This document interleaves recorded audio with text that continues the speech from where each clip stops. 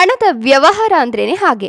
ಹಣ ಪಡೆದುಕೊಳ್ಳುವಾಗ ಇರುವ ವಿಶ್ವಾಸ, ನಂಬಿಕೆ ಮರಳಿ ಕೊಡುವಾಗ ಇರೋದಿಲ್ಲ. ಅದಕ್ಕಾಗಿ ಹಿರಿಯರು ಹೇಳಿದ ಮಾತು ಸತ್ಯ ಅನ್ಸುತ್ತೆ.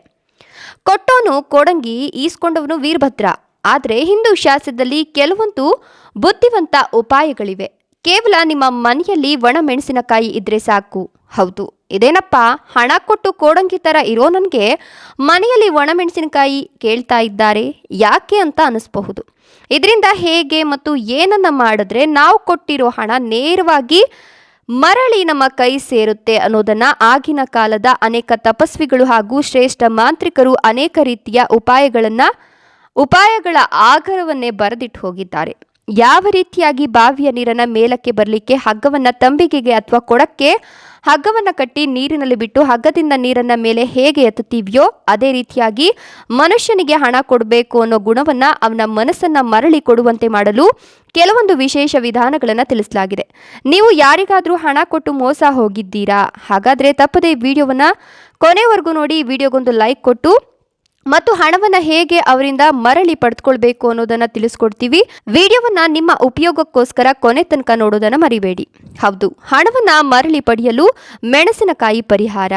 ಈ ಪರಿಹಾರಕ್ಕೆ ಕೆಲವು ಕರೆನ್ಸಿ ನೋಟುಗಳು ಅಗತ್ಯವಾಗಿರುತ್ತೆ. 100, 200, 500 ರೂಪಾಯಿ ನೋಟು ಯಾವ್ದು ಬೇಕಾದರೂ ತೆಗೆದುಕೊಳ್ಳಿ. ಆದರೆ 100 ರೂಪಾಯಿಗಿಂತ ಕಡಿಮೆ ತೆಗೆದುಕೊಳ್ಳೋಕೆ ಹೋಗಬೇಡಿ.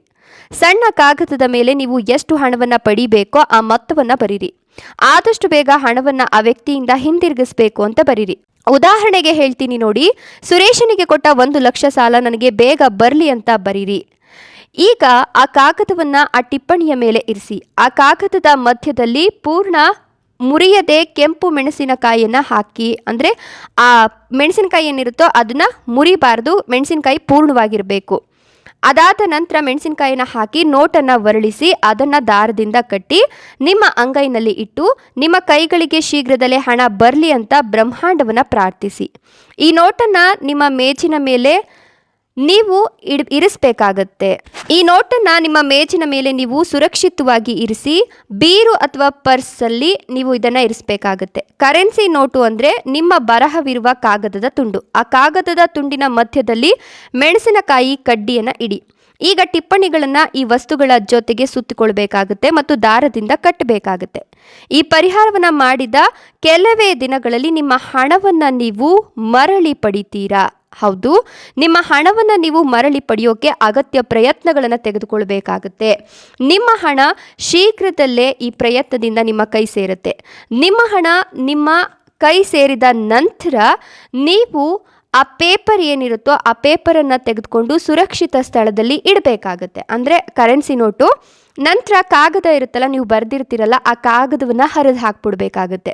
ಆ ಕರೆನ್ಸಿ ನೋಟನ್ನು ಸುರಕ್ಷಿತವಾಗಿಡಿ ಅಂತ ಹೇಳಿದ್ನಲ್ಲ, ಆ ನೋಟನ್ನು ತೆಗೆದುಕೊಂಡು ನೀವು ಬೇಕಾದರೆ ಮನೆಗೆ ಬೇಕಾಗಿರೋ ಆಹಾರ ಪದಾರ್ಥಗಳನ್ನು ಖರೀದಿಸಬೇಕು. ಇಲ್ಲವಂದರೆ ಯಾರಾದರೂ ಭಿಕ್ಷುಕರು ಬಂದರೆ, ಯಾರು ಏನೂ ಇಲ್ಲ ಅನ್ನೋರು ಬಂದರೆ ಅವ್ರಿಗೆ ದಾನದ ರೂಪದಲ್ಲಿ ಅಥವಾ ಭಿಕ್ಷೆಯ ರೂಪದಲ್ಲಿ ನೀವು ಅದನ್ನು ಕೊಟ್ಬಿಡ್ಬೇಕಾಗತ್ತೆ.